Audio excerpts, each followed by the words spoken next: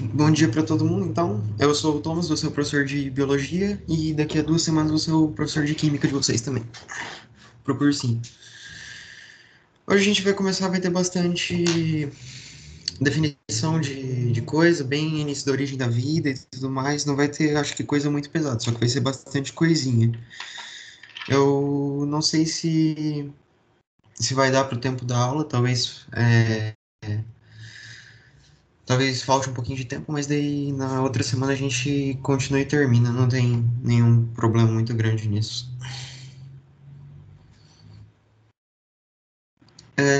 Queria começar primeiro explicando do início da vida no. Opa, pera.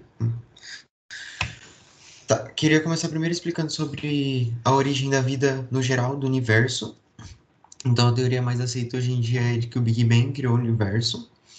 Dentro da teoria do Big Bang, a gente tinha que o universo todo estava numa massa bem pequena e condensada, que subitamente se expandiu.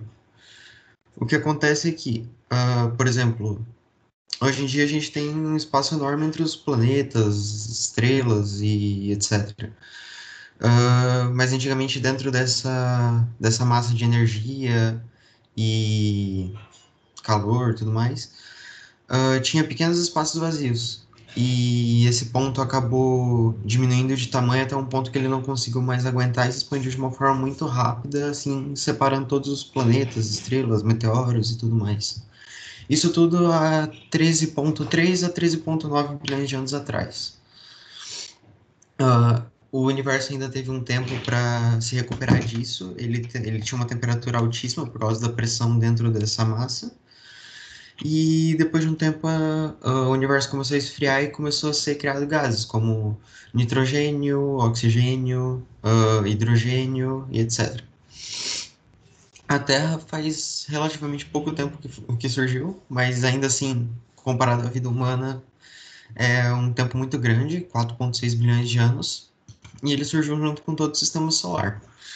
Aqui na Terra a gente tinha bastante tempestade elétrica, era um lugar muito quente, com difíceis condições de vida, e depois de um tempo a Terra foi esfriando. Mais pra frente a gente vai ver um pouco sobre isso. E daí, nessa situação, a vida tinha capacidade de surgir. Então, primeiro a gente vai ver algumas teorias de como surgiu essa vida. A primeira delas foi a biogênese. Ela veio desde a Grécia Antiga e continuou até o século XIX. Alguns seres, as pessoas pelo menos achavam que eles surgiam de objetos inanimados. Como, por exemplo, o sapo surge da lama, as pessoas surgem da pedra, e esse tipo de situação.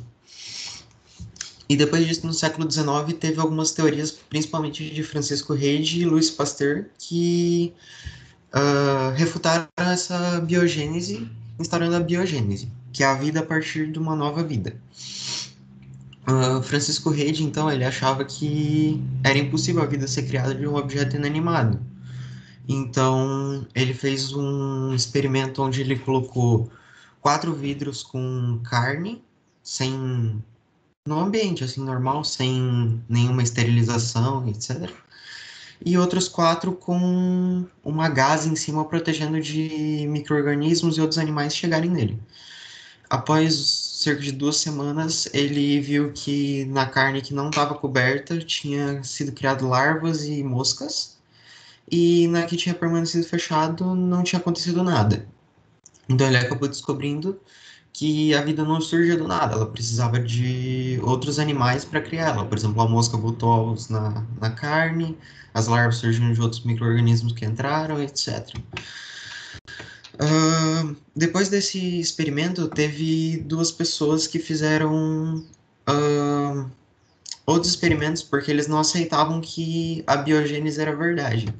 E eles acabaram achando que a abiogênese só funcionava com micro-organismos pequenos. Então eles aqueceram um caldo nutritivo que, por exemplo, esterilizou ele e tudo mais e acabou cobrindo com uma tampa numa panela. E após alguns dias viu que lá dentro tinha sido criado micro-organismos. E eles achavam que isso tinha refutado a teoria da biogênese. porque não tinha nada dentro do caldo. Mas depois de um tempo, o Louis Pasteur, então, ele decidiu refazer esse experimento, e eu acho que eu não coloquei a foto aqui, mas fica mais fácil se for ver. Se eu estiver explicando muito rápido, se tiverem alguma dúvida, podem perguntar, abrir o microfone e perguntar, ou escrever no chat também. Pronto. Bom, então aqui. Esse material que eu estou mostrando agora, ele vai estar dentro do drive que provavelmente o pessoal tipo, passou para vocês no início do cursinho. Então, o Pasteur, então, ele pegou esse caldo nutritivo, jogou dentro de um balão e criou um bico para esse balão em formato de cisne. Esse bico... Opa, peraí. Deixa eu admitir só a pessoa entrar.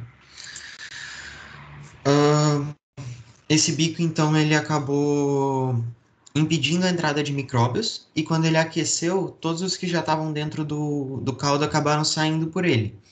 O que acontece é que é basicamente uma destilação. Quando o caldo é aquecido, os micro-organismos saem pelo bico, mas eles não conseguem retornar, porque quando eles tentam, eles acabam parando nas curvas e não conseguem chegar no líquido lá dentro.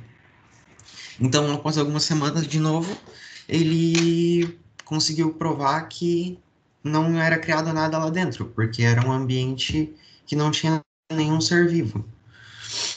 E após ele retirar o bico, então, permitindo a entrada de micróbios, isso acabou acontecendo. Então, ele conseguiu daí provar que a vida era criada a partir de mais vida.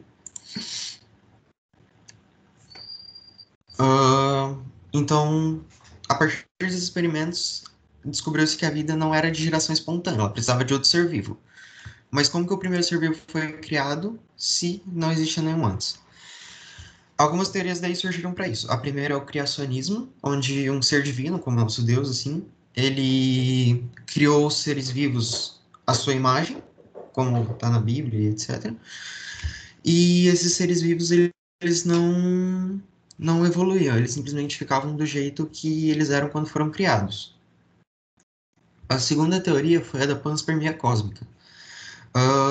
É basicamente como se a vida surgisse em outro planeta, como se fosse aliens chegando na Terra. A vida surgiu em algum outro planeta ou em algum outro lugar do espaço, e por meio de um meteoro ou alguma nuvem de poeira espacial caiu aqui na Terra, e esses micro-organismos encontraram um local apropriado para se reproduzir e evoluir, até chegar no ponto que a gente chegou hoje com os humanos e animais. A revolução química hoje é a mais aceita pelos estudiosos. Ele diz que a vida se originou dos compostos mais simples que existiam no planeta antes dele esfriar. E o Parin Haldane, eles acreditavam que esses seres eles surgiram como coacervados. Coacervados são uma bola de moléculas proteicas, por exemplo, que seria o nosso DNA, envoltos em água, que daí seria uma proteção para o ambiente terrestre que antes não era tão hospitaleiro quanto é hoje. E a partir desses seres, eles conseguiam dividir o material e criar novos seres, e a partir disso, com a reprodução, eles conseguiram dominar a Terra. Alguns dos experimentos que comprovaram foram os experimentos de Miller. Antigamente, a Terra, então, ela tinha muitas tempestades de raios, por exemplo, muitos vulcões, muitos gases tóxicos, tinha muito metano, nitrogênio, hidrogênio e vapor de água. O Miller, ele tentou reproduzir isso, por exemplo, dentro de um ambiente fechado, dando descargas elétricas, aquecendo esses compostos, e depois de cerca de alguns dias, alguns desses seres conservados foram criados lá dentro. Eles já tinham a capacidade de se alimentar, de se reproduzir e tinham uma certa evolução. E com isso, a teoria de Oparin-Haldane foi, de certa forma, comprovada. Opa, passei duas vezes. Isso. Então, agora a gente já sabe que eles podiam se reproduzir, mas que outro tipo de características eles tinham, não é mesmo? O metabolismo deles é uma parte importante, porque sem isso eles não conseguiriam sobreviver por muito tempo, já que eles não teriam energia. Duas teorias foram montadas também. Isso aqui é importante não só para o início da Terra, mas essas definições são importantes para depois quando a gente for aprender sobre animais, fungos, bactérias e etc. Seres autotróficos, eles produziam o seu próprio alimento, por isso auto. Ah, Antigamente eles achavam que eles produziam por meio da quimiossíntese a glicose para ter energia, a partir daqueles gases e outras moléculas mais simples do que os próprios animais. E a outra teoria que é mais aceita, tanto pela atmosfera que a gente tem hoje em dia, é os seres heterotróficos, que eles procuravam o seu alimento no ambiente. Eles não conseguiam fazer sua própria comida. Eles buscavam, então, compostos que eram mais simples que eles, e eles quebravam na forma de glicose. Como não tinha oxigênio, eles tinham que usar a fermentação. E a partir dessa fermentação, a concentração de gás carbônico aumentou na atmosfera muito rápido. A primeira evolução daí nessa situação, eles acreditam que foi os seres que começaram a fazer fotossíntese, porque eles usavam a luz do sol e esse CO2 abundante e acabavam produzindo sua própria glicose e liberando o oxigênio. A partir desse oxigênio liberado, a concentração começou a aumentar também muito rápido. Surgiram seres que tinham respiração aeróbica. Ah, Esses seres, eles tinham capacidade de pegar o oxigênio e produzir energia junto com as moléculas mais simples. E aí começou a ter um equilíbrio muito grande entre CO2 e O2 na atmosfera, e assim eles conseguiram sobreviver em equilíbrio. Ah, Essas teorias, então, elas conseguiam mostrar o metabolismo e a reprodução dos seres vivos, mas ainda tinha mais coisa necessária para a sobrevivência. Como o ambiente era muito hostil ainda, eles precisavam de alguns envoltórios para sobreviver. Tanto que uma membrana plasmática, que a gente vai falar daqui a pouco, foi criada, e também uma membrana para o material proteico que estava dentro deles, que é o nosso DNA. Vocês talvez já estudaram na escola, por exemplo, sobre a carioteca e tudo mais. Então, esse envoltório foi feito para proteger e separar do citoplasma o material genético dos seres. Esse material era tanto responsável pela reprodução, como também para a geração de glicose e para sobrevivência dos animais, das funções básicas deles. A carioteca, então, surgiu e esses seres foram separados entre procariontes e eucariontes. Procariontes quando não tem a membrana e eucariontes quando tem essa membrana protegendo o núcleo. Algumas organelas nos seres eucariontes foram surgindo. A maioria dessas organelas eram invaginações da membrana plasmática, aquela membrana que recobre os seres por inteiro. Os seres procariontes eles não tinham essa capacidade de fazer isso porque dentro deles tinha um material genético todo espalhado. E hoje em dia a gente sabe que as nossas células já evoluíram bastante e tem cerca de 10 a 12 organelas dentro delas. As únicas organelas que não foram feitas assim foram as mitocôndrias e os cloroplastos. E aí vem uma teoria muito interessante que é a endossimbiótica. Quando os seres eles tinham dificuldade de produzir energia, eles acabavam sendo heterotróficos, ou seja, eles se alimentavam de outros seres menores e menos complexos. E aconteceu que um desses seres acabou engolindo um outro protozoário ou um ser mais simples que realizava fotossíntese. Então, quando ele engoliu isso, os dois começaram a trabalhar em conjunto e enquanto a célula maior dava proteção e os meios para a célula menor sobreviver, a célula menor criava energia tanto para ela quanto para a célula maior. E assim eles começaram a trabalhar numa espécie de simbiose. E por isso o nome da teoria. E assim também foi feita os cloroplastos e as mitocôndrias. Hoje a gente sabe que as mitocôndrias são as usinas de energia da célula e os cloroplastos são os responsáveis por fazer as fotossínteses nas plantas e em bactérias muito pequenas. Aqui agora a gente vai estudar então os envoltórios não do núcleo, mas sim da célula por completo. A teoria celular é importante que ela pega tanto esse ponto que a gente já estudou antes, quanto o de agora, que todos os seres são formados por células. Todas essas células elas vão conter um material genético, que é o núcleo, vão conter o citoplasma, que é o líquido, e a membrana, que é o que a gente vai ver agora, que protege os seres do ambiente externo. Outra coisa que é importante é que a célula pode gerar uma nova célula, mas ela não pode ser criada a partir do nada. Isso tudo está dentro da teoria celular. Por que eu coloquei exceto os vírus ali? Os vírus não são feitos por células, tanto que se você tomar um antibiótico, não vai melhorar nada com vírus. Antibióticos só funcionam com bactérias porque eles são considerados seres vivos para essa situação. Vírus, eles têm um meio de se locomover e tem uma camada em volta deles para adentrar a célula junto com o material genético.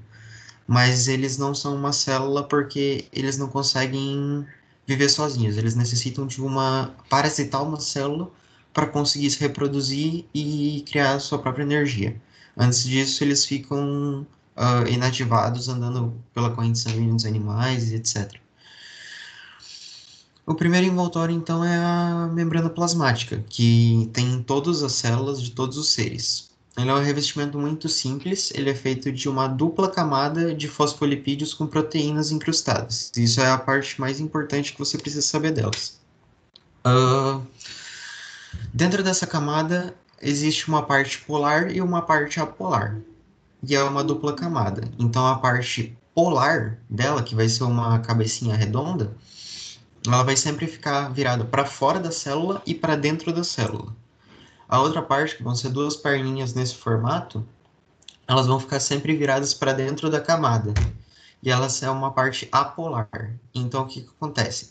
A parte de fora da célula e a de dentro da célula, elas conseguem reagir com a água e deixar alguns componentes passarem junto com a água, como íons, proteínas, sais minerais, e a parte de dentro da membrana ela não sofre nada com isso, porque ela é hidrofóbica, ela não interage com a água. Então isso também é um meio de selecionar o que vai entrar e o que não vai entrar dentro da célula. Esse modelo de dupla camada, ela é considerado um modelo de mosaico fluido. Isso é provavelmente bem importante, talvez caia alguma questão sobre a nomenclatura dela, mas provavelmente vai ser difícil. O mais importante é vocês saberem a composição dela. Essas proteínas que estão incrustadas nelas tanto servem para defesa, movimentação ou selecionar alguns objetos maiores para passarem por elas, alguns íons como sódio, potássio, cálcio, que vão realizar algumas funções dentro da célula. Passei. O glicocálice, então, ele só existe em animais, como humanos, mamíferos, etc. E ele é uma membrana que está por fora da membrana plasmática, que vai dar maior resistência para a célula. Ela é feita de...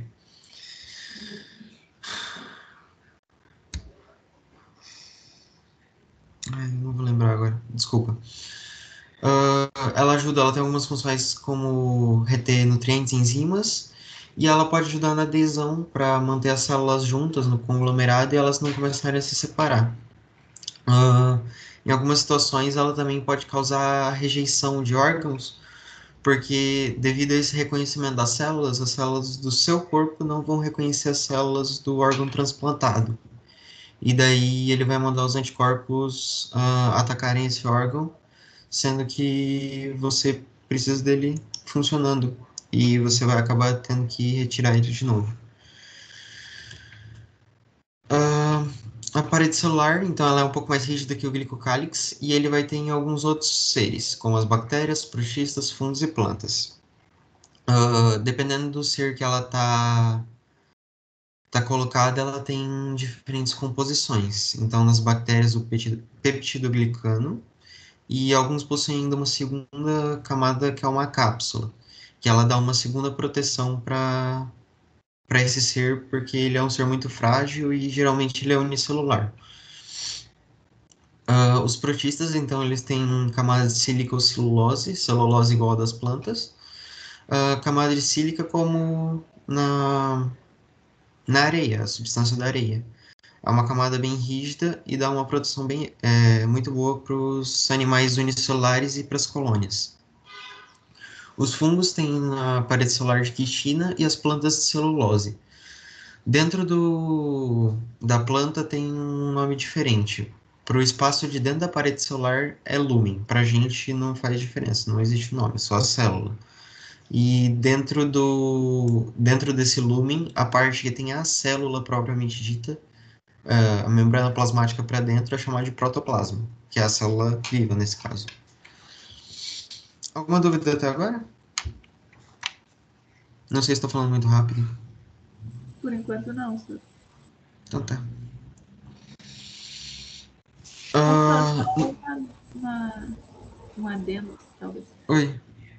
Tu comentou que eles já deveriam ter mandado o drive, né? Mas eu perguntei no grupo e ela falou, a Gabriela, acho, falou que cada professor tem que disponibilizar. Eu não sei se vai ser um drive para todos ou cada um vai ter um Ah, drive para uma matéria. É que não mandaram nada pra tá, gente, né? depois eu. Sim, tá, não, depois eu mando o link. Eu coloquei tanto as coisas de química quanto as coisas de biologia lá dentro. Daí vocês já podem dar uma olhada, talvez vocês ficarem com dúvida. Depois eu mando o link aqui, daí vocês Tá dão bom, uma olhada. Eu vou tranquilo. perguntar para É eles só como é porque que é. a gente não recebeu nenhum, daí eu fiquei na dúvida se vai ser no grupo, por aula, né? Coisas Ah, assim. sim. É, então, não sei. Eu vou perguntar para eles depois, daí qualquer coisa eu passo o driver ou respondo para vocês. Pode ser?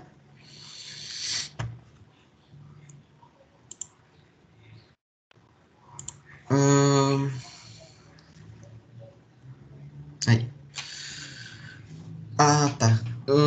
Sobre o citoplasma. Então, a gente vai ter uma diferença entre os seres eucariontes e procariontes. Como eu disse, os seres eucariontes, então, são os que têm carioteca, que é a membrana em volta do núcleo.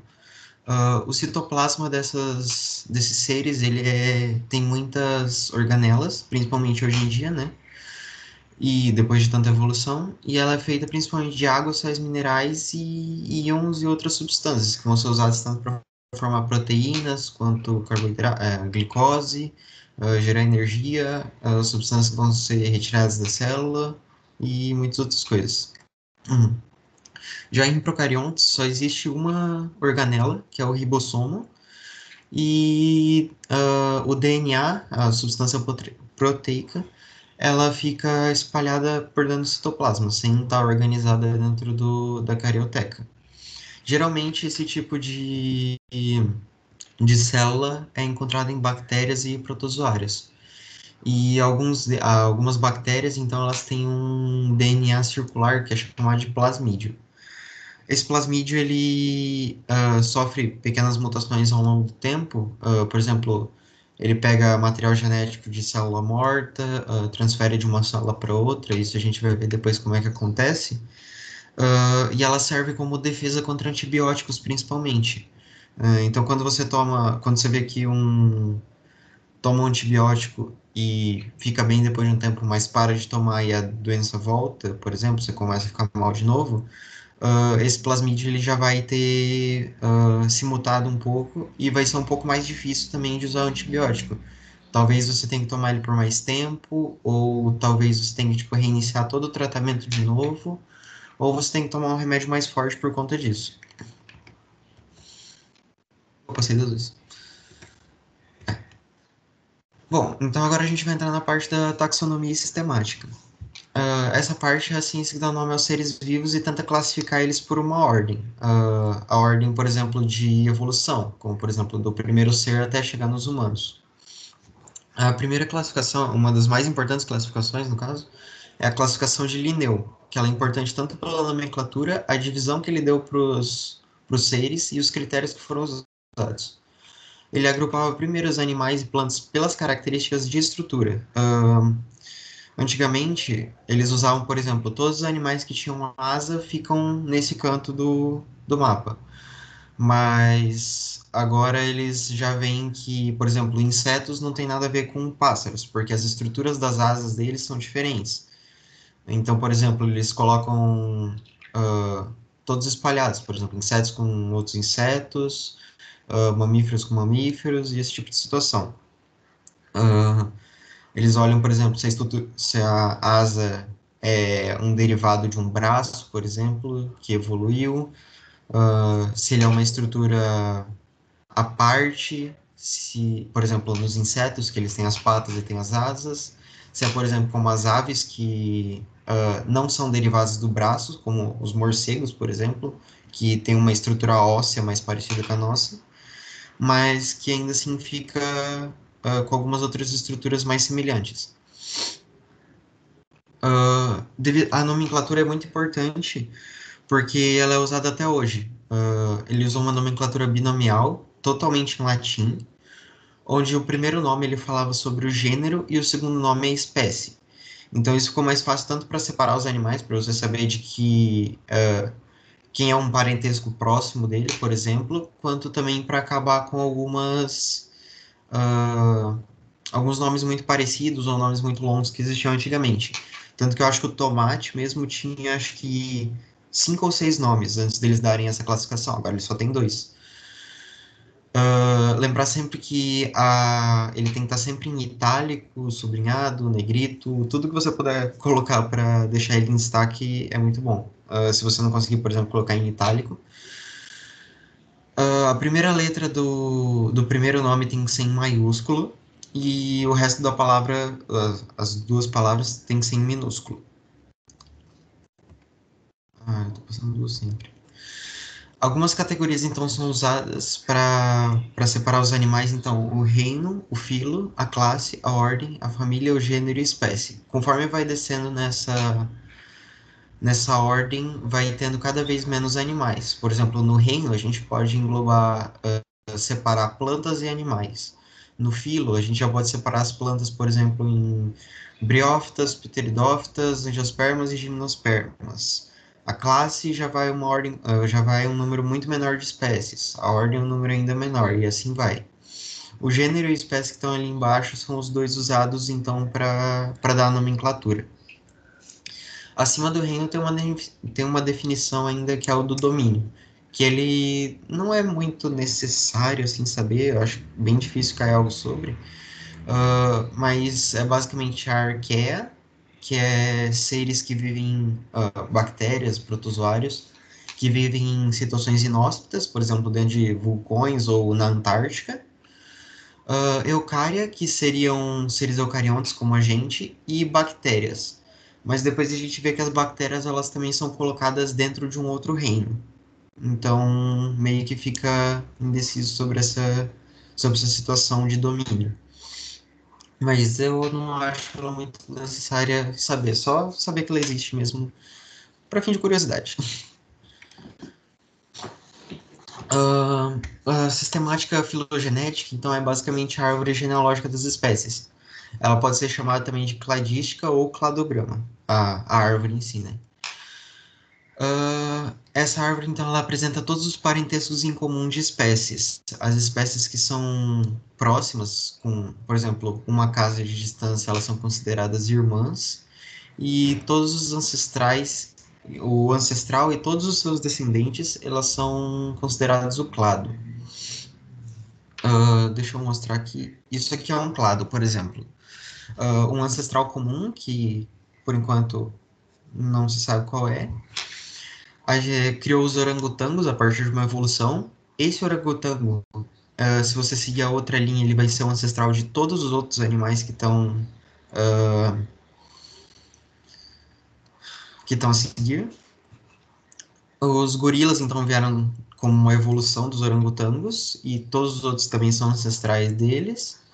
Os humanos, então, eles são todos ancestrais tanto ancestral do gorila quanto do orangotango. E os ancestrais dos humanos seriam os bonobos e os chimpanzés. Bonobos e chimpanzés, eles podem ser considerados irmãos, porque aqui, se você olhar, eles estão só uma casa de distância. Se você, por exemplo, trocar os chimpanzés com os bonobos, aqui não vai fazer diferença, porque eles estão justamente na última parte do cladograma. Isso é o que diz aqui nessa última parte, então, que é possível girar sem mudar os parentescos. Eles continuam sendo irmãos entre eles, e ambos são irmãos dos humanos. Então, eles têm um parentesco muito próximo com a gente. Dentro disso, ainda tem os grupos monofiléticos, parafiléticos e os polifiléticos. Os monofiléticos, então, todas as espécies e os seus ancestrais. Então, por exemplo, esse aqui que está aparecendo para a gente. Um grupo parafilético é os descendentes de uma única espécie. Então, no caso aqui, se a gente voltar, por exemplo, os gorilas teriam os humanos. Os humanos teriam os bonobos e os chimpanzés, e assim vai. E os grupos polifiléticos, então, eles são descendentes de ancestrais independentes. Isso aqui pode ficar um pouquinho confuso, talvez se vocês olharem no material vocês entendam melhor. Mas, por exemplo, os orangotangos têm descendentes os gorilas, os humanos têm descendente os bonobos. Bonobos e gorilas, então, seriam grupos polifiléticos, nesse caso. Talvez fique um pouquinho de entender. Eu tirei toda essa situação daquele material, então lá vai estar bem mais explicado. Se vocês tiverem alguma dúvida depois, também vocês podem perguntar. Como foram separados, então, os animais dentro desse cladograma? Características homólogas, então, elas são herdadas dos ancestrais em comuns. Por exemplo, orangotangos tinham braços, gorilas têm braços, a gente tem, chimpanzés, bonobos, todos têm. Então, são situações que foram herdadas dos nossos ancestrais. Principalmente morfológicas e moleculares, tanto quanto o nosso DNA, quanto estruturas corporais, como por exemplo eu falei, dos braços, das pernas, mandíbula, formato do rosto, olhos para frente, esse tipo de situação. Uma apomorfia, então, é uma característica derivada, mas que não é igual. Por exemplo, se a gente olhar os gorilas, eles têm pernas pequenas, a gente já tem pernas mais longas, então ela foi uma característica que foi derivada deles? Foi, mas ainda assim teve algumas mudanças e algumas evoluções no caminho, para chegar até onde a gente está. Quando a característica é compartilhada em um grupo, ela é a sinapomorfia. Então, por exemplo, um ancestral em comum de todos os peixes tinham nadadeiras. Todos os seus descendentes vão ter nadadeiras. Então, esse grupo do ancestral mais os descendentes, todos com essa mesma estrutura, vão ser um grupo que tem uma sinapomorfia. Todos eles vão ter características parecidas nesse tipo de situação. A característica do ancestral, nesse caso, vai ser chamada de plesiomorfia ou simplasiomorfia quando é compartilhada. Então, por exemplo,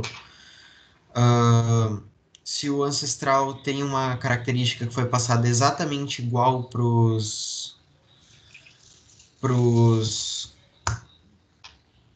seus descendentes, então ela vai ser chamada de uma simplasiomorfia. A sinapomorfia, então, ela indica ancestralidade. Simplesiomorfia, não. Por quê? A sinapomorfia é uma mudança. Então, teve que ter um ancestral, uma evolução, e daí o novo ser com a evolução já propriamente dita. A simplesiomorfia, não.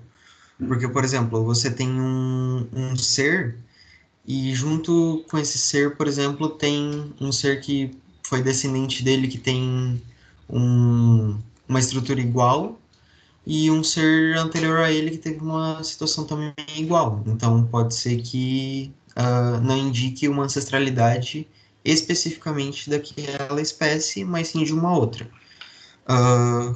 Deixa eu voltar aqui. Aqui, por exemplo, uma situação em que chimpanzés e bonobos eles têm a mesma característica. Eles podem ser um grupo que tem sinapomorfia, porque os humanos também tinham essa característica, por exemplo, de ter braços. Uma característica com simples homorfia, por exemplo, se eu considerar só o grupo de chimpanzés e bonobos, eles podem ter uma simples homorfia, que seriam os braços. Por exemplo, quando eles tiverem ancestrais. Humanos têm braços, então eles seriam a simples homorfia, mas o grupo dele com os bonobos indicaria uma sinapomorfia, porque ele teria passado sua relação para os outros. A simples homorfia é simplesmente do ancestral. Se você considerar um grupo, o primeiro que veio dentro dele seria o ancestral, mas antes poderia ter coisas a mais.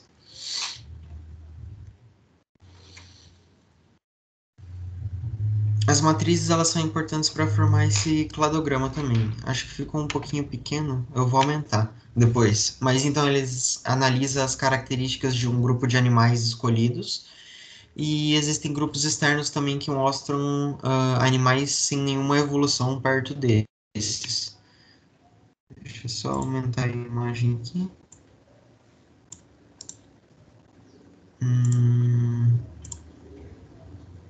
Pronto, acho que agora vai dar para ver melhor.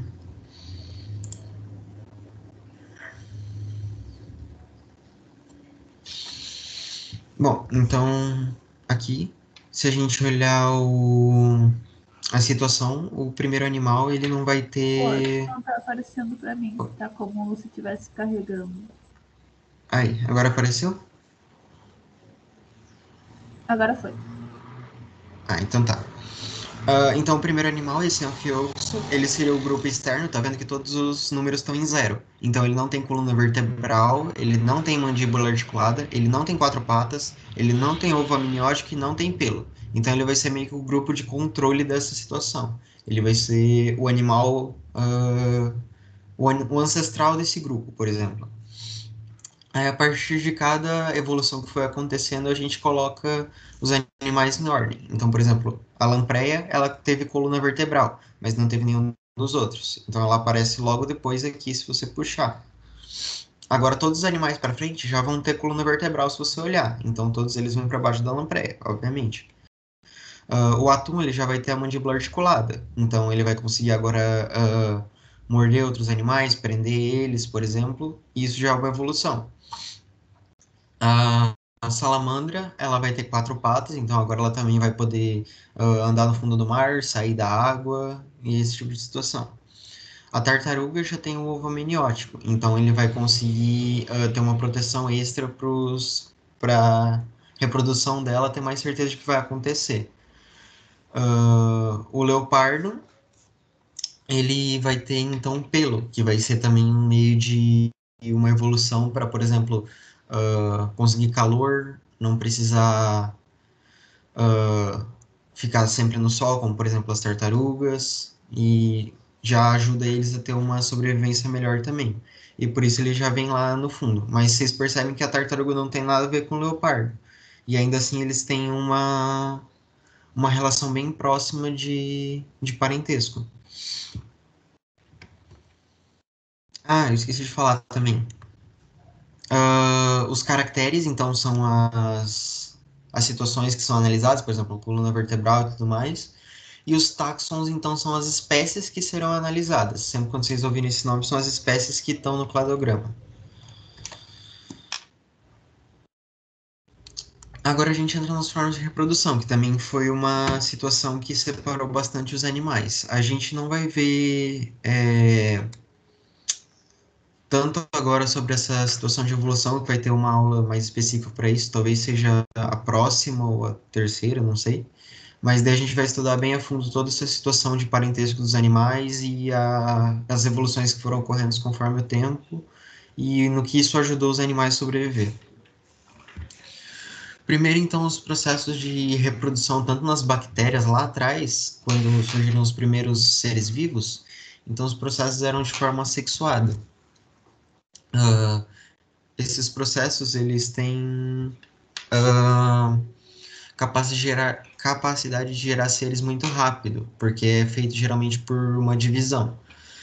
Ela é assexuada porque ela não envolve gametas. Por exemplo, em mamíferos humanos, a gente tem a situação que o espermatozoide tem que encontrar o óvulo. O espermatozoide e o óvulo seriam os gametas. Eles têm material genético dentro deles e o material genético de um vai se fundir com o outro. Isso vai gerar uma variabilidade. Mas no processo assexuado, não. Só um dos participantes podem.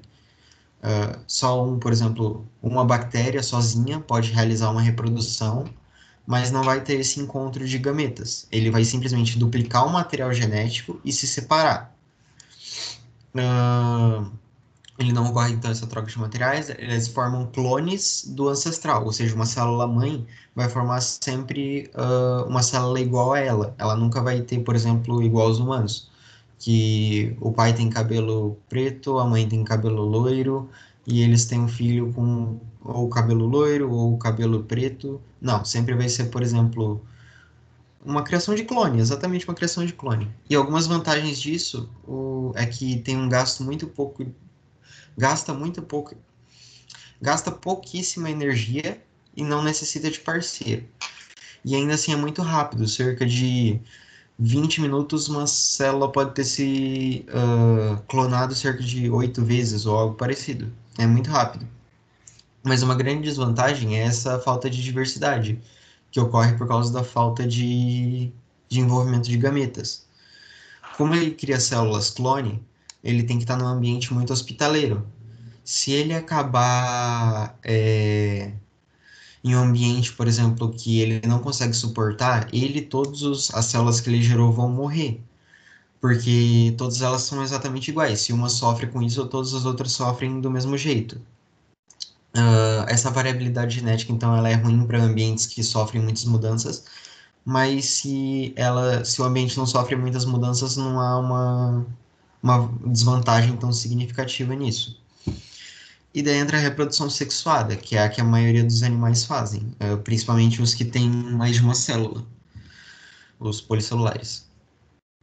Então, ela envolve os gametas, tem a troca do material genético, ela é mais lenta e ela gasta muito mais energia.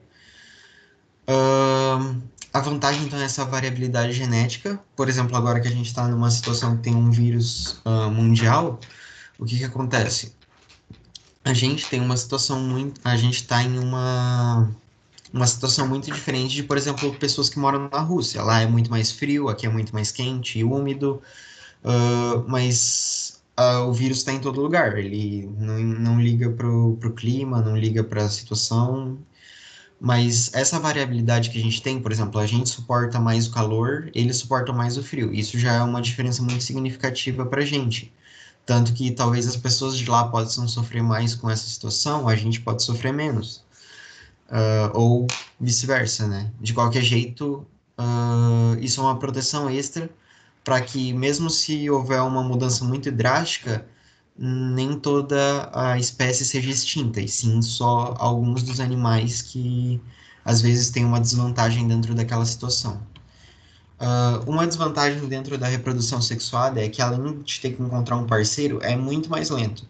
Tanto que dá para ver pela diferença de bactérias que eu falei antes, que cerca de 20 minutos eles podem se reproduzir facilmente, e a gente, por exemplo, demora 9 meses para ter um filho. E tem um grande gasto de energia, tanto para o gameta chegar lá ele gasta energia, para a produção dos gametas tem gasto de energia, para encontrar o parceiro tem gasto de energia, tudo isso é uma desvantagem, principalmente em situações que é um ambiente um pouco mais inóspito, que não tem muita energia disponível no ambiente para os animais coletarem. Na reprodução assexuada a gente tem vários tipos. Peraí, só um pouquinho que eu vou fechar a porta.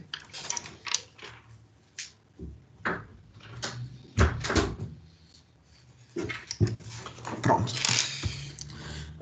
Então, na reprodução assexuada a gente tem já vários tipos. Tem cerca de 5 tipos, mas que alguns têm nomes diferentes, que é importante lembrar. A divisão binária, por exemplo, também pode ser chamada de ciparidade ou bipartição. Pelo nome já dá para ver que é basicamente se dividir em dois. Ocorre por mitose, então, igual eu falei antes das bactérias, a célula duplica o material genético e então se separa em duas células iguais à anterior. O brotamento, ele ocorre geralmente com... Tanto plantas podem ter brotamento, mas um exemplo clássico esponjas do mar. Eles são o ser original, então ele vai formar, por exemplo, um broto dentro dele, que ele pode tanto crescer grudado no ser original, quanto se soltar e criar um novo ser separado dele. Também pode ser chamado de gemiparidade. E ahn, também cria. Não existe variabilidade genética, porque um ser cresce do ser anterior e ele vai ser exatamente igual. Assim como toda reprodução assexuada. A esporulação ocorre principalmente em fungos, então ele cria gametas, basicamente, só que eles já têm todo o material genético necessário para crescer, diferente da gente que precisa a junção do óvulo, por exemplo, ou do espermatozoide. Ele já tem todo o material genético necessário, então ele tem uma proteção extra quando um agente externo, como água, vento, chuva, leva esses esporos embora e eles encontram um ambiente favorável para crescer, esses esporos vão eclodir, liberar as células, e daí dentro dessas células elas vão começar a se dividir e formar um novo ser, até que o fungo esteja no tamanho adequado para se manter. A fragmentação geralmente é colocado como exemplo as... Eu não vou lembrar o nome, mas parece uma lombriguinha que mora na água. Quando há um corte... a Estrela do Mar é um grande exemplo. Quando tem um corte no indivíduo, então ele perde aquela parte. Por exemplo, se a gente perdesse um braço, a gente ia conseguir recuperar esse braço depois de um tempo por meio de divisão celular, e aquele braço que caiu da gente iria formar um novo ser igual a gente, porque ele tem o mesmo material genético. Alguns seres eles também podem ser cortados em dois e eles vão conseguir se repartir, podem ser só uma parte, como nas estrelas do mar. Mas ele não vai ter grandes danos, ele só vai perder um pouco de energia para se recuperar, para curar o corte e regenerar a parte que foi perdida. A partenogênese, o maior, se não o único exemplo que tem são as abelhas. O gameta feminino, ele pode tanto se juntar com o gameta masculino, que daí ocorreria a fecundação, ou ele poderia nascer sem a junção do gameta. Daí entra a parte assexuada. A abelha rainha, ela pode soltar o seu gameta e formar os zangões, que seriam sem a fecundação. Quando ocorre a fecundação da abelha rainha e esse esse óvulo se junta com o espermatozoide, por exemplo, ele forma ou uma abelha operária ou uma nova abelha rainha que vai continuar esse ciclo. Ela não necessariamente precisa de uma relação para formar um novo ser, mas ela pode ter tanto um quanto o outro. Geralmente é um gameta que a partenogênese é o gameta feminino que forma sem a fecundação do gameta masculino, mas a reprodução sexuada é totalmente possível. Só Oi. tem a chance de, por exemplo, a abelha rainha não fazer a fecundação e não ter outra abelha rainha? Ou uma hora vai acontecer isso?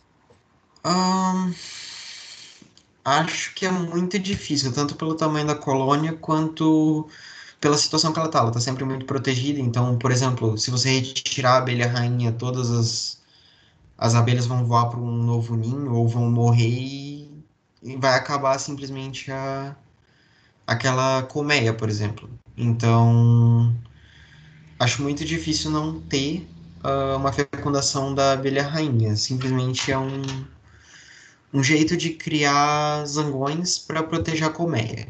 Eu acho muito, muito, muito difícil. Aqui tem a imagem sobre todas as reproduções faladas anteriormente. Então, aqui, por exemplo, embaixo da abelha, a célula se repartindo ali, seria a bipartição ou a divisão mitótica que acontece. Dobra o material celular, se divide em duas iguais. Em cima dela, a gente tem uma esponja do mar criando um broto e esse broto se soltando e crescendo. Geralmente, eles arrumam, como eles são imóveis ali, como dá para ver, elas são elas conseguem alimento através da passagem da água. Então, talvez ficasse um pouco mais fácil se ela se soltasse e criasse um novo ser, mas nada impede que eles se criem juntos. No outro lado, a gente vai ter um animal que vai sofrer uma laceração, então, ali perto da cauda, e ele vai gerar um novo ser a partir desse e se regenerar, assim, criando dois seres iguais. O ser menor vai crescer até ficar no tamanho do original antes de ser cortado.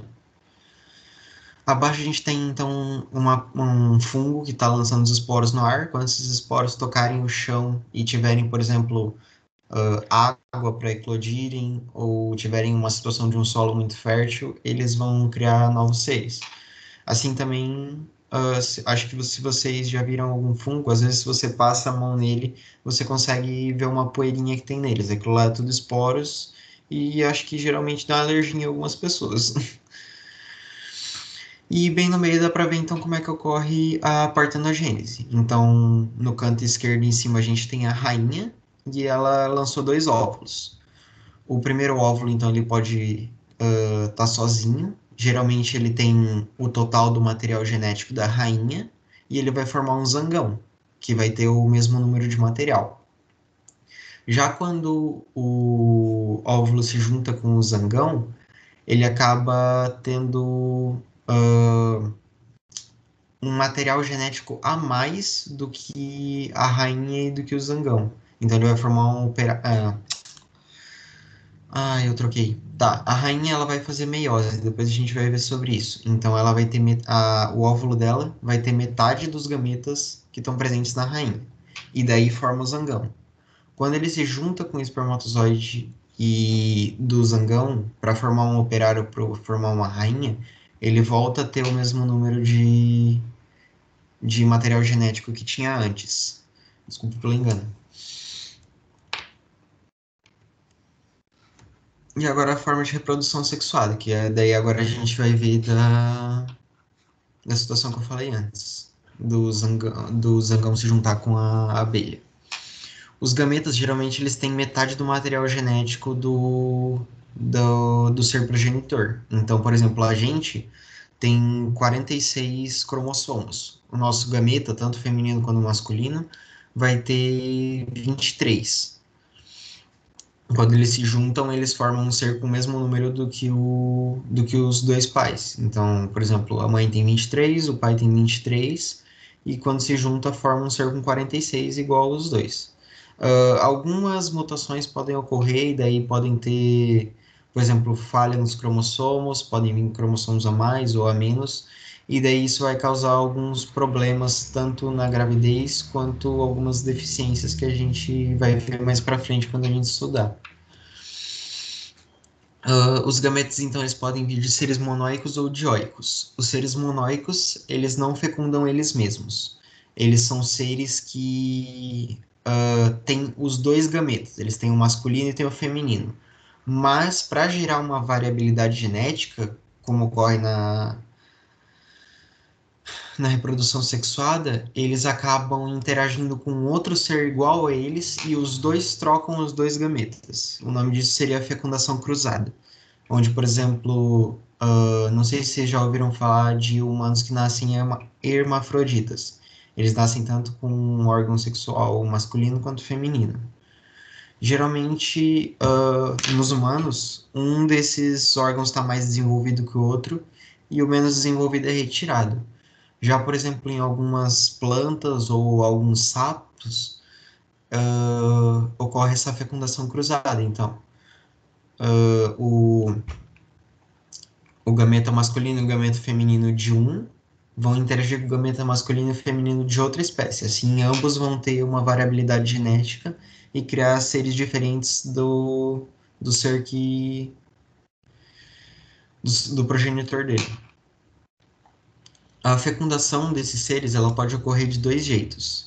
Então, a fecundação ela pode ser... eu esqueci de falar dos seres dioicos, né? Os seres dioicos são como os humanos. Eles são, por exemplo, eles têm dois sexos. Os homens têm um aparelho reprodutor que produz só um tipo de gameta e as mulheres têm um aparelho reprodutor que criar o gameta feminino. E só quando os dois se juntarem, só em seres diferentes, que vai acontecer a fecundação e a reprodução. A fecundação daí pode ser interna, quando o encontro dos gametas ocorre dentro do ser, que, por exemplo, é igual aos humanos, onde o espermatozoide encontra o óvulo dentro do corpo da mulher.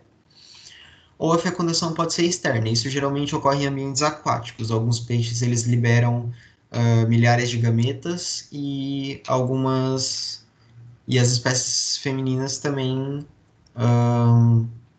liberam os óvulos na água. E daí, com a junção deles, se formam, por exemplo, os ovos, e depois de um tempo eles eclodem e criam os novos seres. O desenvolvimento também tem uma diferença. O desenvolvimento ele pode ser direto ou indireto. Quando ele é direto, ele não sofre nenhuma alteração ao longo da vida. Então, por exemplo, os humanos, eles têm um filho já exatamente como eles são, com 2 braços, 2 pernas, uma cabeça, 2 orelhas, e ele não sofre nenhuma mudança. Ele só vai, claro, crescer para conseguir desenvolver seus órgãos, conseguir fazer as atividades básicas, porque ele não consegue crescer dentro da mãe. No desenvolvimento indireto é como ocorre com as borboletas. Primeiro ela nasce como uma larva e depois de um tempo que ela nasceu, ela vai formar um casulo ou algum outro tipo de proteção, mudar o seu aspecto e sair como um animal um pouco mais parecido com os que deram origem a ele. Geralmente é um estágio larval, por exemplo, mosquitos, borboletas, algum outro ser, não consigo imaginar mais nenhum agora, mas acho que ficou um pouco claro. Alguma dúvida até agora? Por enquanto não, senhor. Então tá. Os seres, então, para o nascimento deles, eles podem ocorrer de 3 jeitos. Eles podem ser ovíparos, então, por exemplo, pássaros, que depois da fecundação, então, o animal ele vai soltar os ovos e eles vão eclodir formando um novo ser. Então, ele guarda os ovos no ninho e depois de um tempo os filhotes nascem e começam a ser cuidados pelos pais. Os ovivíparos, eles guardam os ovos dentro de si. Eu não lembro, acho que talvez as cobras fazem isso, mas não tenho tanta certeza se eles soltam os ovos. Então, eles guardam os ovos dentro do corpo e quando os ovos forem eclodir, eles soltam os ovos e os animais novos nascem. E os vivíparos são como a gente, que a gente tem um desenvolvimento sem nenhum ovo e sem nenhuma outra proteção, e daí eles usam o recurso do corpo da mãe para poder sobreviver e depois nascer. A maioria dos mamíferos fazem isso, então acho que o único mamífero que não faz é o ornitorrinco, porque ele solta ovos. Agora para a reprodução das bactérias que eu tinha falado antes, que tem o plasmídio e tudo mais. Além da forma sexuada, oi. O tubarão é ovivíparos ou o quê? Como é que ele reproduz? Eu acho. Putz, eu tô em dúvida, eu não sei. Eu acho que ele é ovivíparo, mas não tenho certeza. No Depois caso, ele põe responder. ovo. Então, mas Ovo eu não no... lembro se ele bota o ovo, por exemplo, se ele guarda os ovos dentro dele. Eu acho que ele faz isso. Ah, tá, mas no caso, então, é tipo, ele gera um ovo, né? Sei lá, Sim. tipo, outro bicho que não tem ovo. Ah, sim, sim, entendi. Ah, tá. Agora a forma, então, sexuada de reprodução das bactérias. Ela ocorre a troca de material genético e geralmente é uma forma bem simples. Só os nomes são, às vezes, um pouquinho fácil de confundir ou de esquecer. A transformação, então, uma bactéria ela vai encontrar uma bactéria que acabou de ser destruída, ela vai fagocitar, então ela vai englobar todo o material, todo não, pelo menos uma parte do material genético dessa célula que morreu e vai juntar com o seu DNA, assim, ela vai ter uma pequena evolução. Ela é considerada uma reprodução porque o ser antes do encontro do material genético era diferente do novo, mas não quer dizer que ela tenha tido uma divisão, ela só incorporou no material genético dela. A transdução, então, é a troca mediada por um vírus. Por exemplo, um vírus para numa bactéria, parasita aquela bactéria, por um acaso incorpora um pedaço do DNA dela, e depois parasita outra bactéria. E ele pode deixar esse pedaço de DNA junto com aquela outra bactéria. Então, de novo, o ser inicial é diferente do ser final, mas não necessariamente ocorreu uma divisão. E lembrando que sempre a transdução tem que ser mediada por vírus, nenhum outro ser pode fazer isso. A conjugação, então, é por meio daí, basicamente, uma reprodução sexuada das bactérias mesmo. Ou tem uma ponte, então, entre as células, que é basicamente uma dá a mão para outra, e essa ponte é chamada de pile sexual, e uma bactéria vai passar um pedaço do seu material genético para outra célula. Geralmente, o material genético que é passado para essa outra célula é um pedaço daquele plasmídio, que eu falei antes que era responsável pela proteção contra antibióticos. Quando ele dá uma passagem para um pedaço de material genético, às vezes a outra célula não tinha um plasmídio, ou ela já tinha um e ela vai incorporar o material genético e fica mais resistente a medicamentos e outros agentes externos. Tanto que daí vai ocorrer uma evolução, mas de novo sem ter uma divisão celular. Aqui agora a gente tem as mudanças na haploide, que é basicamente o que vai acontecer com os humanos. Então, os seres humanos, eles são diploides e eles têm os 23 pares de cromossomos, ou os 23 ou os 46 cromossomos, que nem eu disse antes. Todos os gametas da nossa espécie, eles são haploides. Então, eles vão ter, por exemplo, a gente tem 46 cromossomos, os nossos gametas vão ter 23, tanto óvulo quanto espermatozoide. E quando ocorrer a fecundação, esse zigoto que vai formar da junção dos dois vai ter o mesmo número dos dois pais. E o ciclo de vida, então, ele pode ser tanto haplobionte quanto diplobionte. Haplobionte, então, os adultos, eles vão ser haploides ou diploides, mas nunca vão ter as duas situações. E seres diplobiontes, então, os organismos adultos, eles vão ter uma mudança, tanto um quanto o outro. Então, haplobiontes diplontes, eles têm somente uma configuração quanto adulto. A gente, por exemplo, a gente sempre vai ser haploide quando é adulto. Então, a gente vai gerar gametas com metade do nosso material genético 100% do tempo. E ele necessita da junção do outro para formar um novo ser. Isso é conhecido, então, como a meiose gamética. Porque dá para ver ali pela primeira foto em cima que a meiose ocorre. Não, pera, tá errado. Tá na imagem aqui, embaixo do canto direito. Que o adulto tem a meiose para gerar gametas. Então, por isso, meiose gamética. Um ser haplobionte aplonte, então ela vai ter uma configuração quando adulto, mas essa configuração não vai ser igual a gente, que tem 2 vezes o material genético do gameta. Não, ele vai ter a mesma configuração. E por isso a meiose é zigótica. Então, por exemplo, aqui em cima agora, o adulto, que é um ser haploide, ele vai se dividir em 2, vão formar 2 células iguais, então, que vão ser os gametas. Ele vai fecundar com uma outra célula igual e vai formar um ser com o dobro do material genético do original.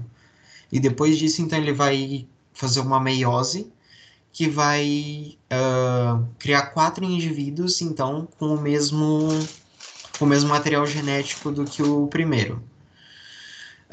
Isso, então, é a meiose zigótica, porque ocorre depois que o zigoto foi formado. Em seres diplobiontes, que estão aqui no canto esquerdo, bem embaixo, eles são conhecidos, então, como seres que têm alternância de geração. Geralmente, o que vocês vão ouvir sobre eles são as medusas e os pólipos. Eu acho que vocês talvez já ouviram em outros anos, ou algo do tipo. Ocorre que um dos seres ele vai ser diploide e na próxima geração o outro ser vai ser haploide. Isso, quinidários, não, são as medusas e os pólipos, os quinidários. A meiose então ocorre de forma espórica, porque um adulto que tem uma quantidade diploide de material genético, então ele vai criar uma meiose, vai formar 4 gametas com essa célula diploide, e eles vão ser haploides, eles vão ter metade do material genético. Depois a gente vai estudar como é que ocorre essa meiose. Então, a meiose foi feita para formar os esporos, então vai ser uma meiose espórica. Depois, esses esporos eles vão formar um adulto sem ter uma fecundação. Esse adulto, eles vão formar os gametas por mitose, então eles vão ter o mesmo número de cromossomos do ser que gerou eles, e daí sim vai ocorrer a fecundação para voltar a ser um ser diploide, na outra geração só. Daí, nesse caso, não ocorre meiose, só a mitose, que é aquela divisão binária que foi vista antes. E foi isso. Vocês tinham alguma dúvida sobre o. Ficaram com alguma dúvida sobre a apresentação?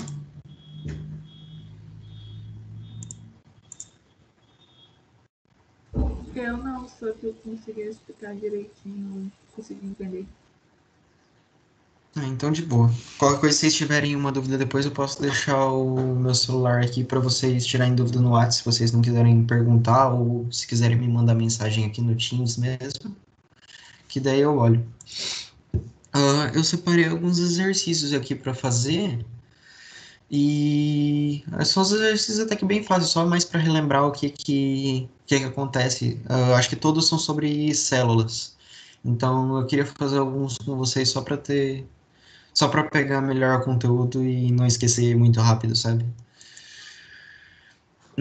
Qualquer coisa depois vocês podem entrar tanto no site do material que eu vou disponibilizar, lá tem muito exercício.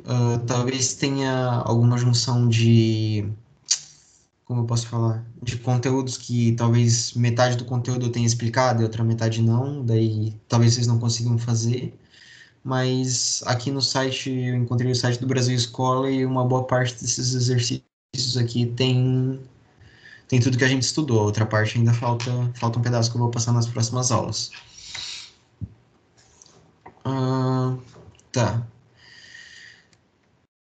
Então eu gostaria que vocês tentassem resolver essas questões e essa questão pelo menos, e daí vocês me mandassem a resposta para depois eu explicar ela, se vocês puderem. Pode ser? Sim, senhor.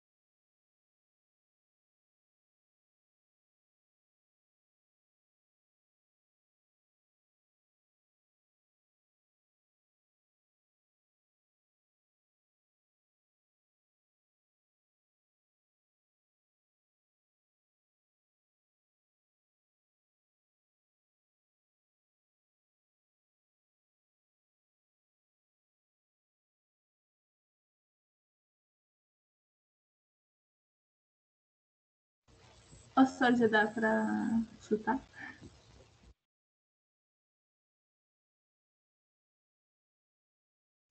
Chutar no mudo.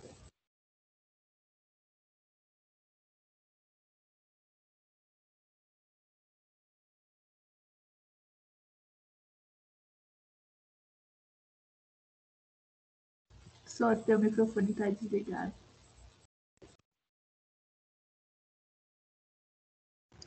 Bem esperto. Tá, qual que é a resposta? Tu tinha comentado sobre procariontes não ter núcleo. Talvez seja certo? Isso. Procariontes, eles têm o núcleo. O núcleo é o material genético. Então, se você falasse que eles não têm núcleo, seria aí. Mas o núcleo delimitado, daí seria a falta da carioteca. Então, sim, é a letra C. Eu esqueci de completar, mas era Ah, tá. represão. Tá, isso aqui a gente não viu ainda. Ou viu já? Calma. Não, tá. Esse aqui. Não, não, não. Tá.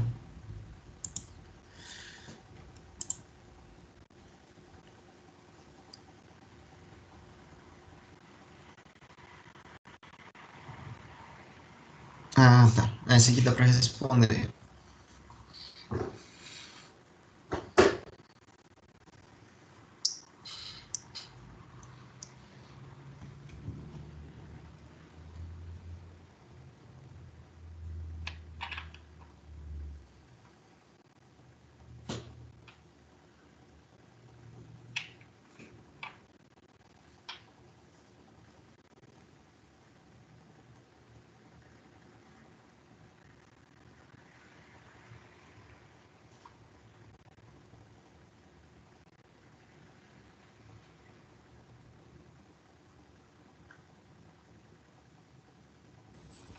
Ah, acredito que seja eucarionte, mas Letra acho que E? tipo, ela é animal, é Sim, vegetal, então é. sim. Célula procariótica de bactéria. Não faz diferença ser de bactéria ou de animal. De qualquer jeito, o núcleo não estaria delimitado e não seria só uma região mais corada. Seria a célula toda, basicamente. Eucariótica é animal. Ele não tem como ter certeza que é animal e nem se é vegetal. Ele só sabe que é eucarionte. Então, sim, seria a letra E. Esse aqui não. Esse aqui é chato de fazer. Nossa, eu não sei se tu se apresentou no início, mas o que curso tu faz? Ah, eu esqueci de avisar. Tá, então eu tô no terceiro semestre de engenharia biomédica. Eu sou até que novo no Unicinos, basicamente não estudei lá, né? Só no online. Mas tô esperando as aulas voltarem agora para continuar o curso e ter algumas aulas práticas. É isso. Não sei se vocês já conheceram o Desculpa curso. a burrice, mas qual área atua? Ou, A minha área é de produção de próteses, biomateriais, equipamento médico, ah, cápsula de remédio, qualquer coisa nesse sentido. Back show. Tanto que tem pouca gente no curso, gente. Já vou fazer aqui a propagandinha. Quem quiser entrar, é um curso muito legal. Mas quando eu falo biologia marinha também, todo mundo fala, mas não tem ninguém, não sei o quê. Biologia marinha é legal. Eu não sei o que eu faria, porque esse acho que foi basicamente um dos únicos cursos que eu gostei quando foi para entrar na faculdade, mas eu tô gostando bastante de fazer ele. Eu quero alguma coisa na biologia, mas estou em dúvida entre N coisas. Ah, legal. Tem bastante área também na biologia. Qualquer coisa se mudar de ideia depois. É, por isso que eu quero fazer biomedicina e depois eu gostar de alguma coisa, Ah, da hora. ai, eu vou direto naquilo. Mas a princípio é biologia marinha. Sim. Você já tem algum planejamento de onde vai estudar e tudo mais? De onde vai trabalhar? Eu queria na área de pesquisa, mas Ah, muito da é que a hora. maioria de coisas, tipo, da área de biologia marinha não tem aqui em Porto Alegre nem região, aí eu teria que ir para outro lugar. Aí não sei, né? Mas quando ver, eu vou pra praia, sei lá. Ah, da hora, hein? Essa aqui acho que entra. Essa questão acho que entra na mesma situação da última. Das últimas, no caso.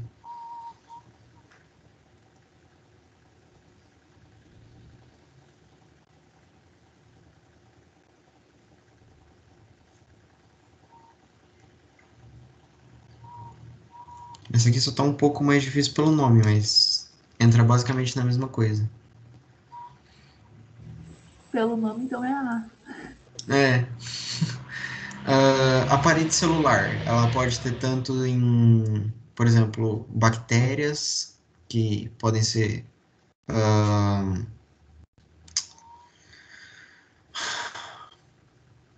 eucariontes ou procariontes. Membrana plasmática, todas as células têm. Ácidos nucleicos seriam DNA, então todas têm de novo.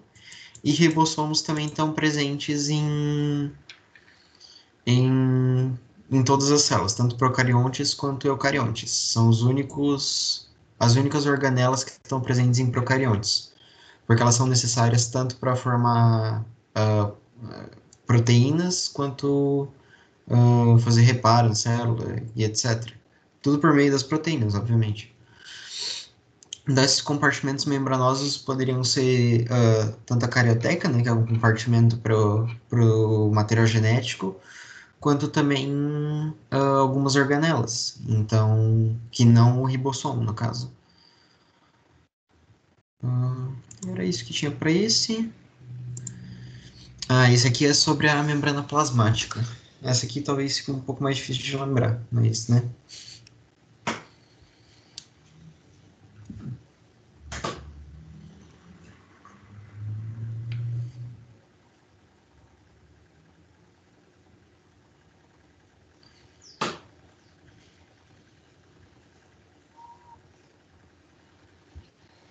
Seria a proteínas de glicose? Não, não é. Glicocálix não está na membrana plasmática. O glicocálix é um revestimento externo para ela para dar proteção para a célula. Ah, tá, entendi. As proteínas têm, só que não é uma bicamada de proteínas também.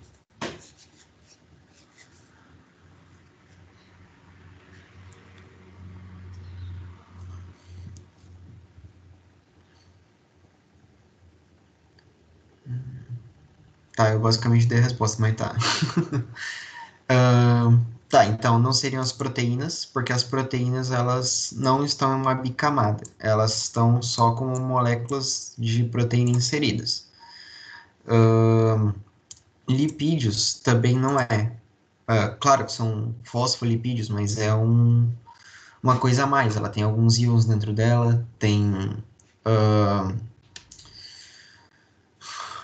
Como é que eu posso falar? Tem mais moléculas lá dentro que tornam ela mais complexa do que só um lipídio comum. E, de novo, não é proteínas. Aqui no final de lipídios e proteínas, a gente já viu que fosfolipídios são formas de lipídio mais complexas. Então, meio que não é essa. Mas se vocês lembrarem quando eu falei de membrana plasmática aqui atrás, sobre a membrana mosaico fluido, aqui, que o envoltório da membrana plasmática, ela é uma dupla camada de fosfolipídio com proteína incrustada. Sempre vai ser essa definição de um modelo de mosaico fluido, que eu acho que também talvez tem depois algum exercício sobre isso. Então, seria a B nesse caso, que não está mostrando a alternativa aqui do lado, mas tá. Deixa eu ver a questão 2. Aqui, já apareceu ela.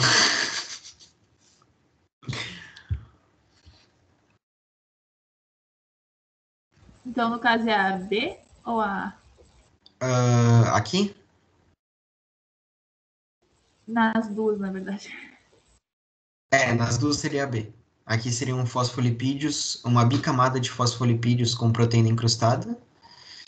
E aqui seria, então, o modelo de mosaico fluido. Sim, isso. Aqui tem um desenho muito bom. Essa parte roxa são as proteínas. Essas proteínas, elas têm capacidade de, por exemplo, se abrir por alguma ação, tanto química, mecânica, dependendo de voltagem, por causa da eletricidade, por exemplo, como ocorre nos neurônios. E isso vai, por exemplo, permitir que moléculas maiores, alguns íons que têm um tamanho grande, por exemplo, sódio e cálcio, entrem e saiam da célula, e daí isso vai causar algumas reações, tanto dentro como fora dela.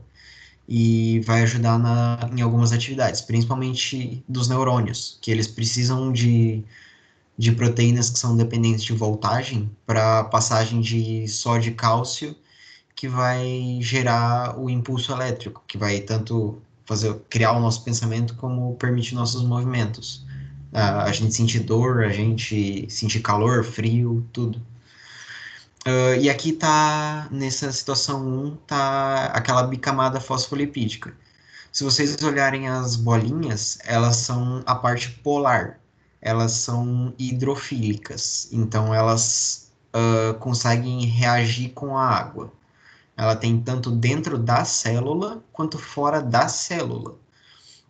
Essas duas perninhas aqui, cada uma dessas bolinhas tem duas perninhas. Elas são a parte apolar do fosfolipídio. Ele vai ser hidrofóbica, então ele não vai ter nenhuma interação com a água e ele sempre fica para dentro da membrana, nunca nem para dentro da célula e nem para fora, mas da membrana. A membrana plasmática no geral, então, por ela ter essa configuração que ela consegue permitir a passagem de coisas menores e tudo mais, tem essa interação com a água, ela consegue ter uma permeabilidade seletiva. Então, não vai entrar em uns muito grandes, eles têm que ser carregados pela água, por exemplo, para dentro e para fora da célula, ou eles têm que ter a ajuda das proteínas, mas daí elas vão, por exemplo, dependendo de uma abertura nessa proteína por algum motivo, e depois mais para frente a gente vai estudar também os tipos de proteína e como elas acabam entrando dentro da célula. Mas é bem importante lembrar da parte polar e da parte apolar, que é uma parte que pode cair em pergunta.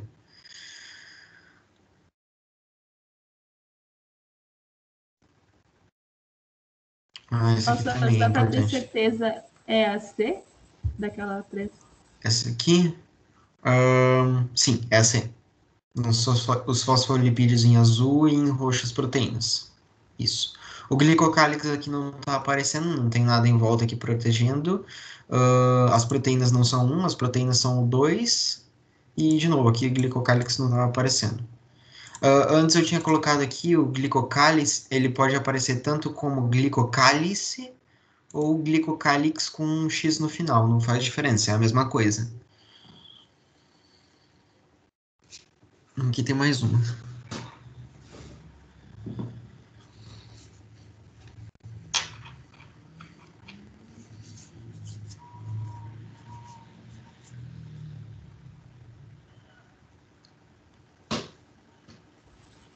Tô entre a A e a D, mas acho que a D.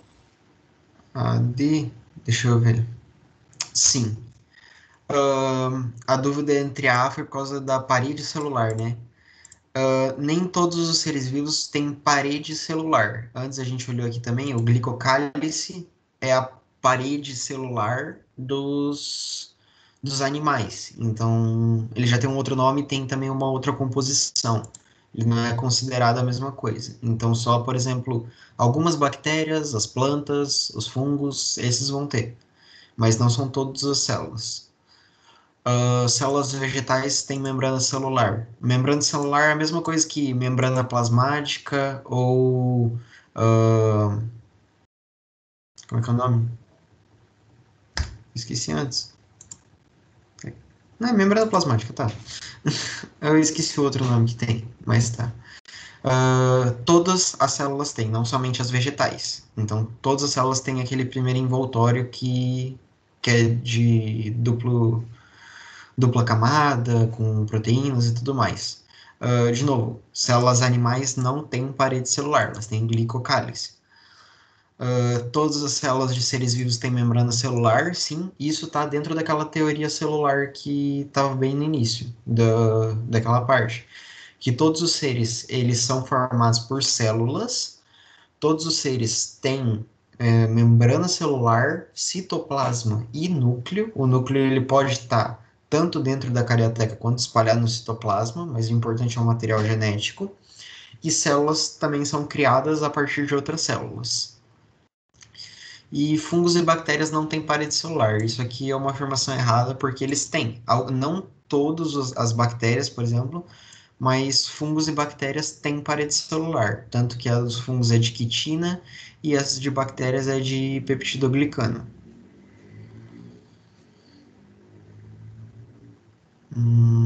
Essa questão assim tá chata. Acho que é só isso nesse aqui.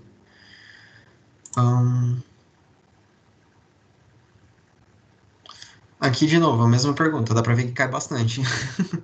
Sobre a diferença de seres eucariontes dos procariontes. Então, todos os seres têm DNA, então obviamente não é isso. Todos os seres têm membrana celular, também não é. Todos os seres têm ribossomo. Todos os seres, só os seres eucariontes têm envoltório nuclear. Esse envoltório daí seria a carioteca, que daí seria a membrana nuclear nesse caso.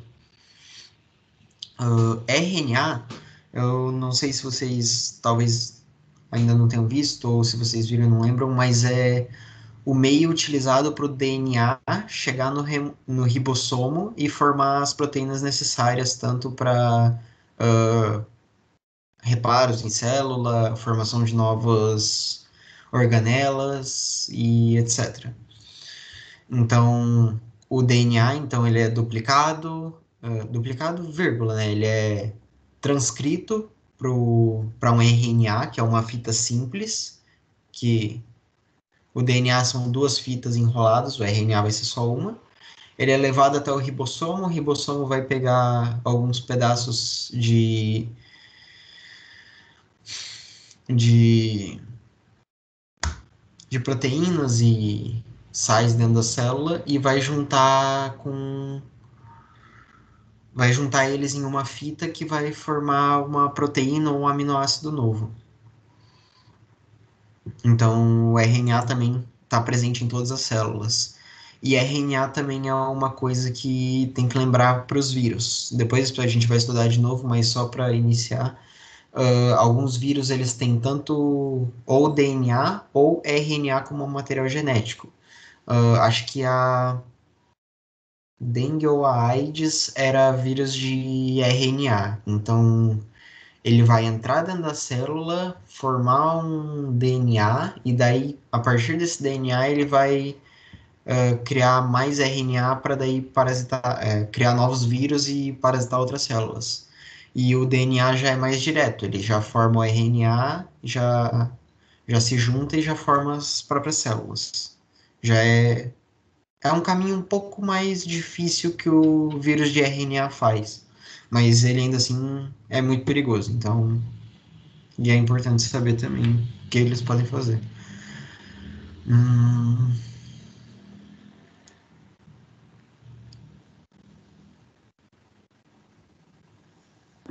Tá, esse aqui não faz tanta diferença. Deixa eu ver aqui.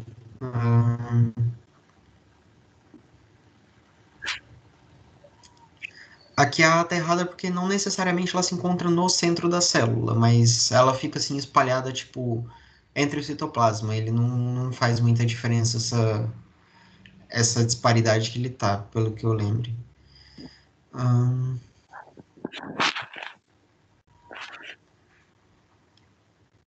O núcleo é a região de célula que controla toda a produção de proteína, já que contém uma molécula de DNA. Sim, igual eu falei antes, o DNA vai virar o RNA vai para o ribossomo e esse ribossomo vai produzir mais aminoácido e mais proteína. É correto? É o correto, então seria esse aqui.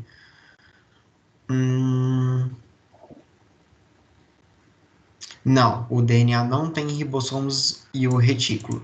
Eles estão do lado de fora, eles podem estar perto e do lado de fora, por exemplo, do núcleo, mas nunca vão estar dentro do núcleo. Dentro do núcleo só existe DNA, só material genético, sem mais nada.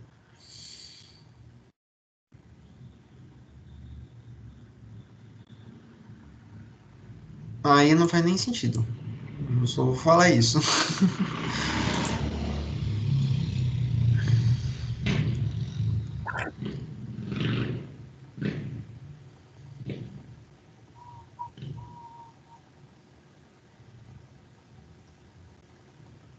Tá, esse aqui a gente ainda não chegou.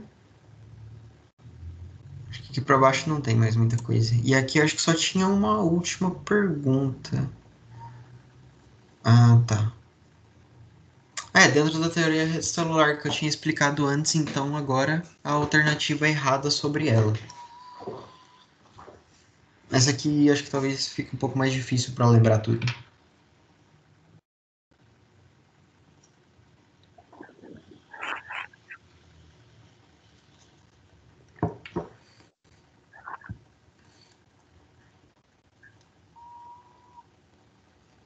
Só seria a B? Não.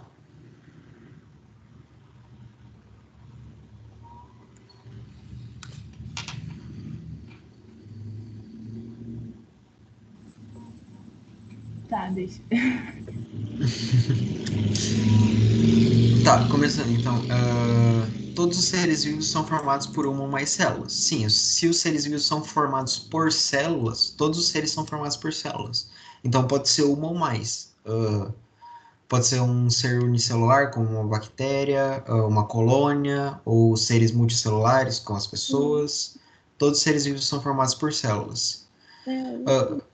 Todas as células são formadas por membrana, citoplasma e núcleo. Alguém falou alguma coisa?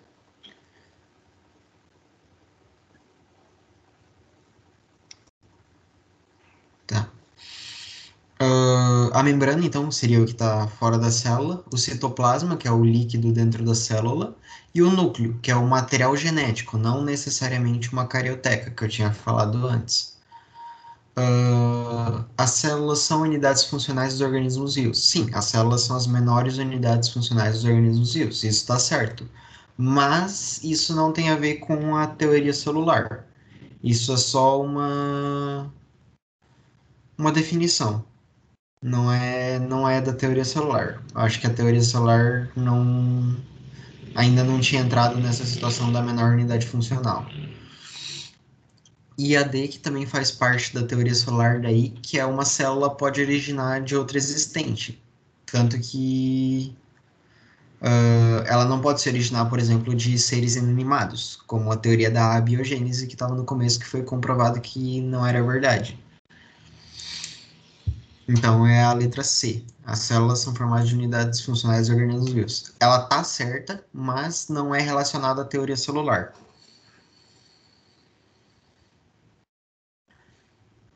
Aqui, basicamente, as mesmas perguntas sempre sobre a biologia celular, que é sempre sobre a camada e sobre a carioteca.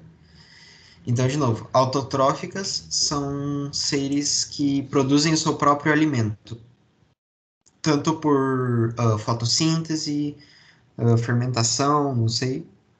Depois a gente vai ver mais sobre isso. Mas então são seres que produzem o seu próprio alimento. Heterotróficos que arrumam o seu alimento de um ambiente externo. Por exemplo, a gente, que a gente não produz nosso próprio alimento, mas a gente precisa ingerir o alimento para as nossas células conseguirem energia para realizar as atividades básicas. Eucarióticas, então, que seriam as células que apresentam um núcleo definido. Procarióticas, que não têm um núcleo definido.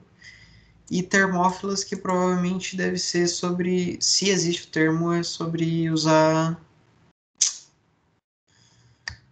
produzem temperatura, calor.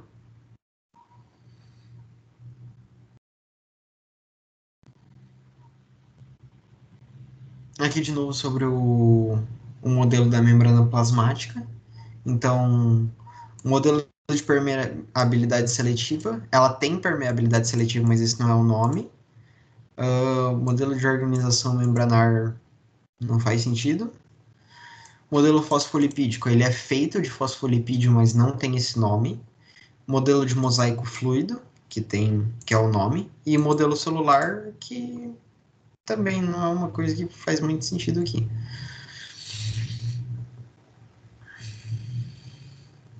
Tá, esse aqui, deixa eu ver. Ah, não. Aqui, igual eu disse, as estruturas que estão tanto em procariontes quanto eucariontes. Mitocôndria, então, que é, como eu falei lá no início, ela não está presente em seres sem a carioteca. eles foram seres que foram englobados, então, por outros seres maiores e acabaram entrando em uma simbiose, da teoria endossimbiótica. Complexo Golgiense, ele é feito por causa da invaginação de uma célula eucarionte também, ela não está numa célula procarionte. Os lisossomos, eles são, como é que eu posso falar? Alguns sacos com enzimas que tem dentro da célula, que elas vão servir para digestão. Oi. Esse Golgiense é aquele Golgi que a gente aprende no fundamental ou é outra coisa? É esse mesmo. É o complexo de Golgi. Eu não lembro só para que ele serve, mas quando eu for dar aula eu vou estudar e eu vou lembrar. Os ribossomos, então, que produzem proteínas, que daí sim, para produzir proteínas, todas as células precisam, então ela tem tanto nas células eucariontes como procariontes, por causa do DNA. E peroxissomos, que é basicamente a mesma coisa que o lisossomo, mas ele, ao invés de fazer a digestão, ele faz a limpeza. Ele pega os restos que estão dentro da célula e levam num saco para fora da célula. Basicamente isso. E aqui, de novo, quais organismos não são considerados seres vivos?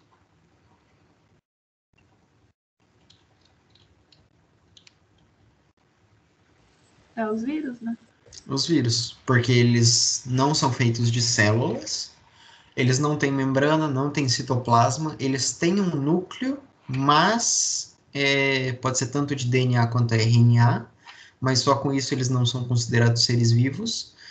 E a outra parte da teoria é que células são formadas a partir de outras células, então ele não consegue, tipo, se reproduzir sozinho. O vírus não é formado a partir de outro vírus, assim, digamos. Ele precisa parasitar uma célula, roubar o controle para ele, injetando seu material no DNA, e daí sim produzir os seus novos vírus. Então, às vezes com algumas modificações e evoluções até.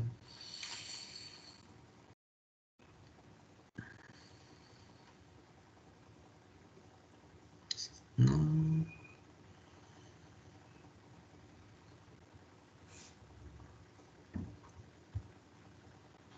Isso que não. Isso que eu não expliquei ainda.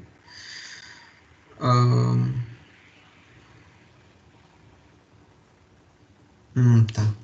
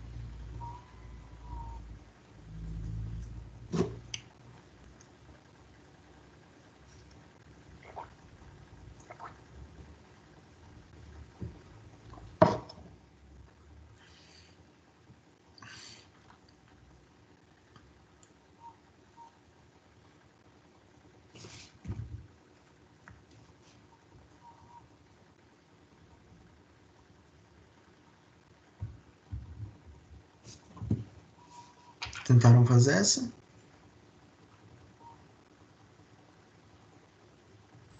Essa eu nem entendi. Tá, então, das afirmações todas aqui. O que que tem numa... Qual é as estruturas? Calma aí. Ausentes nas bactérias, tá. Bactérias. O que que elas têm? Elas são células normais, então elas têm que ter membrana plasmática, tem que ter DNA, e elas têm parede celular pelo que a gente viu antes, que elas têm parede celular formada de peptidoglicano. Então essas eles têm. O que que vai estar... ribossomos também. Ribossomos também estão presentes. Então, porque todas as células possuem. Então, o que está ausente? As bactérias podem ser protozoários, então Pode ser procariontes, então elas não vão ter a carioteca, tá ausente nelas. Mitocôndrias e cloroplastos. Tem bactérias que possuem, mas não são todas elas, são um número bem pequeno de. Não, mitocôndrias. Não, esquece as mitocôndrias. Mitocôndrias não tem nenhuma, tá? Os cloroplastos. Não, cloroplastos também não tem. É uma outra. É uma outra organela que faz essa situação. E como ela não tem carioteca, ela já não vai ter mais nada além dos ribossomos. Então, ela não vai ter nem a carioteca, nem a mitocôndria e nem o cloroplasto. Então, a soma de tudo dá 28. Assim. Desculpa o erro aí.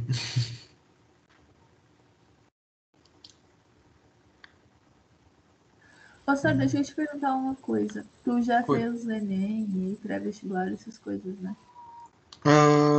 Para vestibular eu nunca fiz. Eu fiz só o Enem e o vestibular, alguns vestibulares.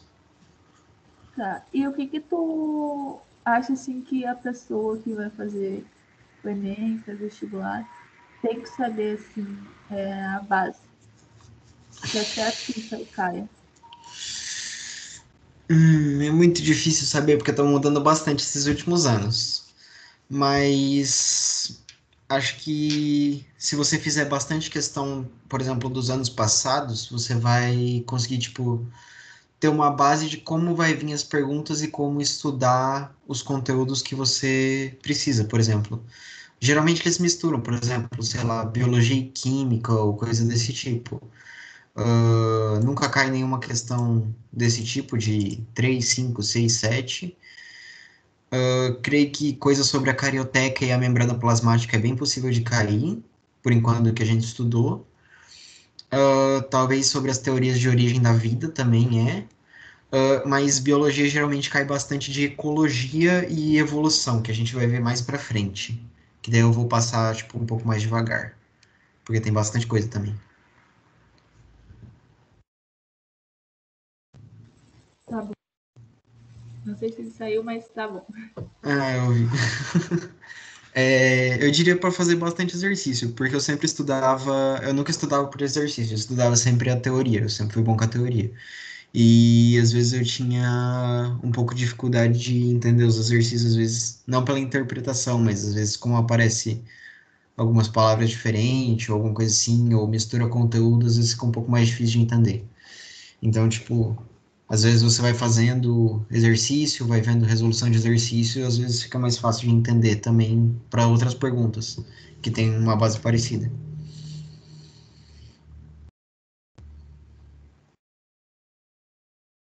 Deixa eu ver essa. Tá, esse aqui a gente vai ver depois. Esse aqui também. E é isso. Basicamente foi isso para a aula de hoje. Acabou uns 10 minutinhos antes. Depois eu vou passar essa apostila toda aqui. Se vocês quiserem entrar nesse site aqui em cima, ele tem um cursinho para vestibular e tudo mais, tem apostila grátis de um monte de matéria. E a apostila deles eu achei bem boa, com uma explicação bem simples. Tem bastante exercício lá também para resolver. Só que eu acho que uma boa parte deles eles juntam com os outros conteúdos que a gente não viu ainda, que provavelmente está dentro desse livro, mas eu só passei metade dele. Então, na próxima aula a gente vai ver e daí talvez dê para vocês resolverem melhor os exercícios. Mas se vocês quiserem começar tentando e vendo a resolução já dá para ver. Acho que era isso só para aula. Alguma dúvida que ficou? Alguma coisa que vocês querem perguntar?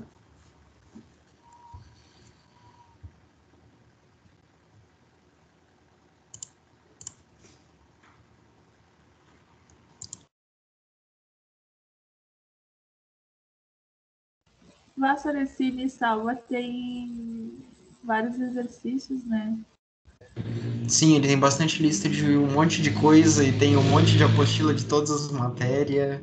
Eu vou usar basicamente elas para montar tanto as aulas de química quanto as aulas de biologia, porque eu acho que é um conteúdo que eles deixam um pouco mais simples e eu ainda vou dar uma resumida, porque nosso tempo aqui também é meio pequeno, porque tem poucas aulas por semana.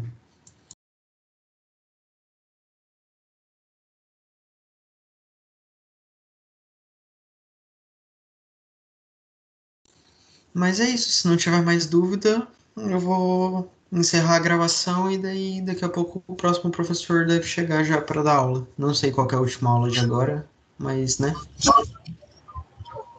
Já estamos aqui. É história. Ah, então de boa. Ó, só, eu só vou ficar na guarda do Drive pra eu